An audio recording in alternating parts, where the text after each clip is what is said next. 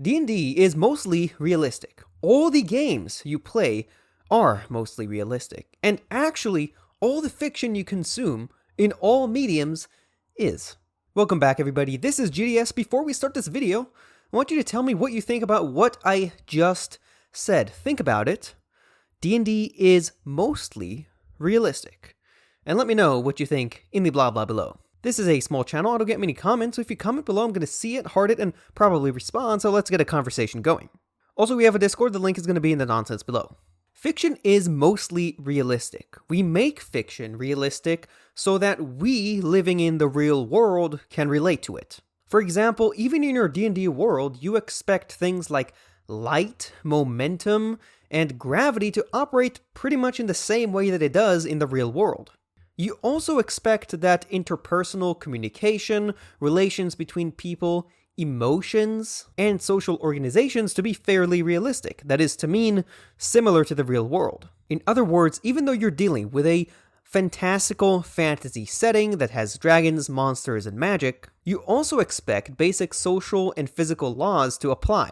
A specific example is that in your D&D game, a character's motion and interaction with the environment is influenced by their weight and by their bodies. The way they walk is the same as ours because they also experience momentum in the same way. Similarly, negotiations, alliances, and betrayals are all relatable to us. They are the same social dynamics that happen in real life. People in the fictional world have the same kind of emotional responses as we do in the realistic real world. Another example is in the Witcher series, you have Geralt and other magical beings and magic, sorcery, but you also have social organizations like kingdoms and knights that behave in basically the same way as they would in real life.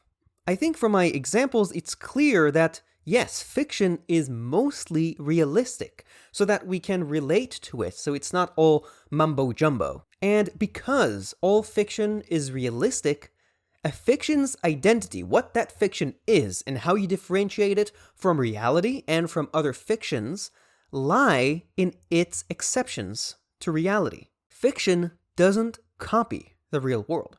Instead, it takes the real world and makes some tweaks and exceptions to it, which makes the fiction.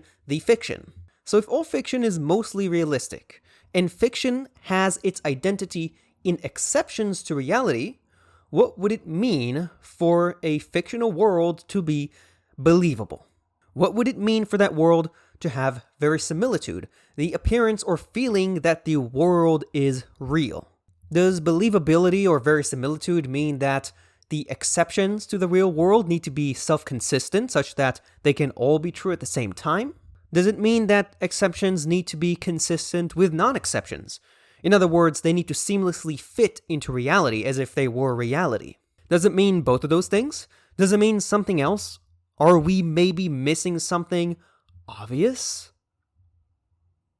I think yes. The popular conception of verisimilitude or believability that I see talked about in general is that if you grant the exceptions to reality, for example, that magic exists, those exceptions don't contradict each other and don't contradict reality. In other words, exceptions must be logically possible, and then two, they have to fit into reality. But what I want to show you right now is that this alone is not enough for believability. I don't think this definition is complete, and here is why. Number one, possibility does not equal believability. After all, an impossible world, a world that contradicts its own facts, couldn't exist. It would be logically impossible. There are plenty of worlds which are logically possible, but are nonetheless difficult to relate to and are not believable. For example, a world where people can't read or write, but is still filled with books, magazines, and signs in written language. Do both of those things logically contradict each other? No, but it seems wrong. It seems like it just doesn't make any sense. Or another example is a world where people have this futuristic technology with no drawbacks, and they choose not to use it for no reason in particular. Again, is this a logical contradiction? Are those two things impossible at the same time? No, this is a possible world, but it just doesn't make sense. One more example. A world where people constantly jump through time. Is this possible? Maybe, I could see it, but what would that world be like to experience? How could you possibly communicate that to the person engaging with the fiction? This world will be possible, but maybe not believable. It would be completely alien to us. And now the second reason that the common definition for verisimilitude is not enough is that self-consistency also does not equal believability. This point is secretly under the first point, because exceptions will always be self-consistent. Why? Because if you have a world with exceptions that are not self-consistent, the world will not be consistent with itself. The world would be logically impossible. And we already know that impossible worlds can't exist because they violate logic. But the reason I'm specifically talking about the possibility of self-consistency is that if believability equaled self-consistency, all fictional worlds would be believable because all fictional worlds are self-consistent. By the way, this is the reason why I say that's what would really happen, is the GM equivalent of that's what my character would do. Something being self-consistent or logically checking out does not make it believable or satisfying. And now the third reason that the popular conception of verisimilitude is just not enough, it's that fitting into reality does not equal believability, because exceptions will never fully fit into reality. After all, if our exceptions were consistent with reality, they wouldn't be exceptions, they would be reality. There are reasons that things are the way they are. One physical law is a reason for another. For example, if we make a world where gravity is 50% its strength, but everything else is the same, would you say that this exception to the laws of physics, gravity being 50% as strong, is consistent with reality? I would say no. It doesn't operate as a new natural law. Why? Because gravity, the law of gravity, is also partially responsible for the structure of atoms and for the formation of planets. Reality is interconnected and interrelated. If you take one part out and replace it, that new part is never going to fully fit into reality. Somewhere along the path of either a chain of causality, one thing causing another, or a chain of metaphysical grounding, where one thing is a reason for another, you will have a breaking point where your exception lies. What I'm trying to say is that fitting into reality cannot be one of our criteria for believability, because exceptions will never fit into reality. There will always be a point of breaking in causality or in metaphysical grounding.